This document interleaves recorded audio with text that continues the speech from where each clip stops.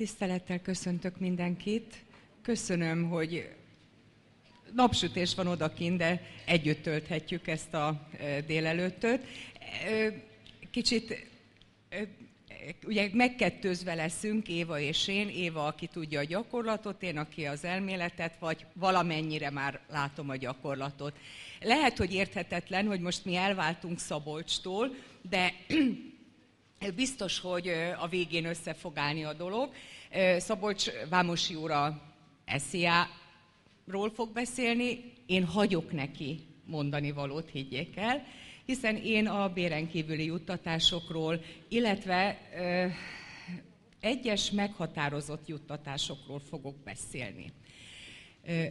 Felüdülés lesz, gondolom, a társasági adó és a számvitel után önöknek. Szeretném előre bocsátani, hogy nem véletlenül használjuk most, vagy használom, szándékosan teszem, hogy próbáljuk megtanulni azokat az új kifejezéseket, amelyek 2011-től a személyi jövedelemadó törvénybe bekerültek. Egyes meghatározott juttatások. Amikor benyújtották a parlamenthez a törvényt, akkor még a 69-70-71 paragrafus környékén úgy nézett ki, hogy kifizető terhelő adó mellett adható juttatások.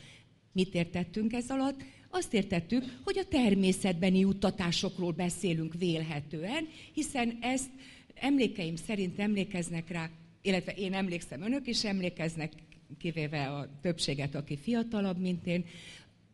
94 óta hordjuk magunkkal ezt a fogalmat, hogy természetbeni juttatás. Most 2011-től egyes meghatározott juttatások fogalom került be a természetbeni juttatások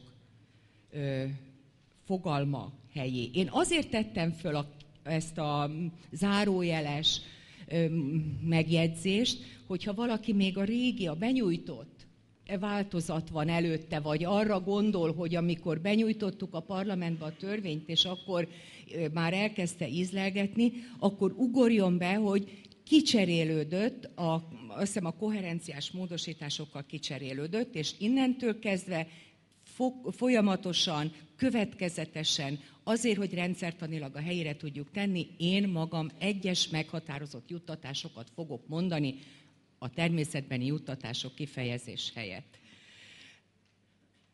Ismerik a prezentációmat, gondolom megkapták, tehát akkor inkább menjünk szépen végig, és nézzük. Itt is felhívtam a hang mindenkinek a figyelmét arra, hogy megszűnik a természetbeni juttatás fogalma. Nagyon sok minden változatlan marad azonban. Maga a juttatás értéke az idén is, és az elmúlt 10 évben, tehát a jövedelem maga a juttatás értéke volt, szokásos piaci értéke, illetve az a kedvezmény, amit a magánszemély nem fizetett meg a kifizetőnek. Tehát itt nincs mit megtanulnunk. Viszont nagyon-nagyon fontos, hogy eddig, az idén, még a juttatás értéke a személyi jövedelem adó alapja. Aztán amikor már járulékot is fizetünk, ugye ottan már elkavarodik, mert ott már az adóval növelt érték. Tehát 2010-ig a kifizetőt terhelő adó alapja a juttatás értéke volt. 2011-től a személyi jövedelem adó alapja, vagyis a kifizetőt terhelő adó alapja a juttatás értékének 1,19%-a. Jó, kérem, ezt helyre kell tenni a fejünkbe, adok egy 100 forintos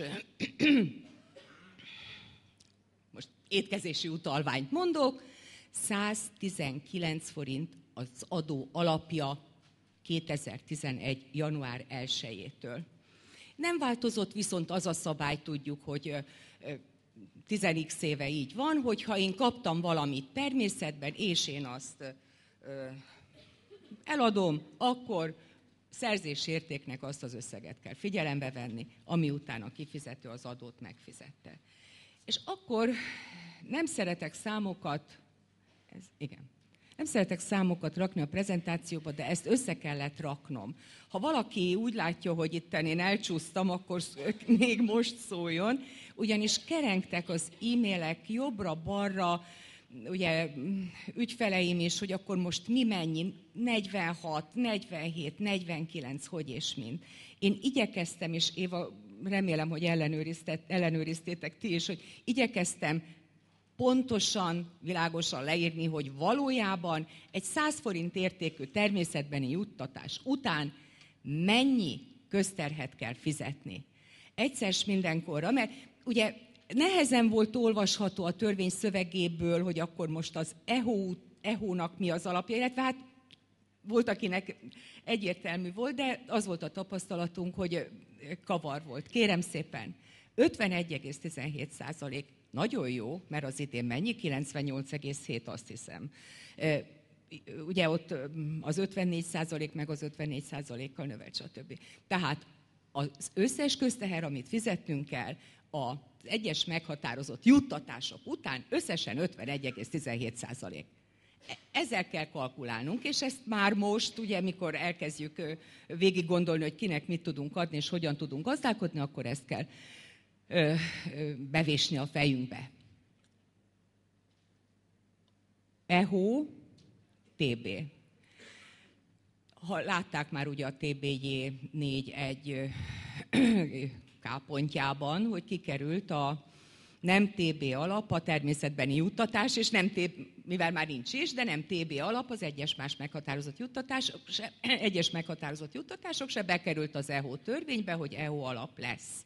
Nagyon fontos. Miért fontos? Azért, mert eddig ugye csak fizettünk utána még munkadójárulékot és meg szakképzési hozzájárulást is, tehát így jött ki az a 98,7%. Most ki az egyes meghatározott, korábban természetbeninek nevezett juttatások után 2 jogcímen kell adót fizetnünk, személyi jövedelemadót az adóalap 1,19%-a után, és egészségügyi hozzájárulást, ami 27% már 2010-től. Szintén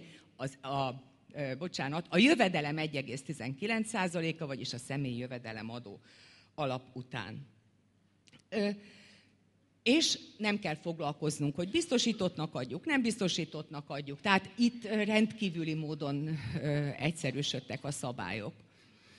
Itt én különösen nem tartom szükségesnek, csak felidéztem, hogy nincs változás a közterhek bevallásában és megfizetésében.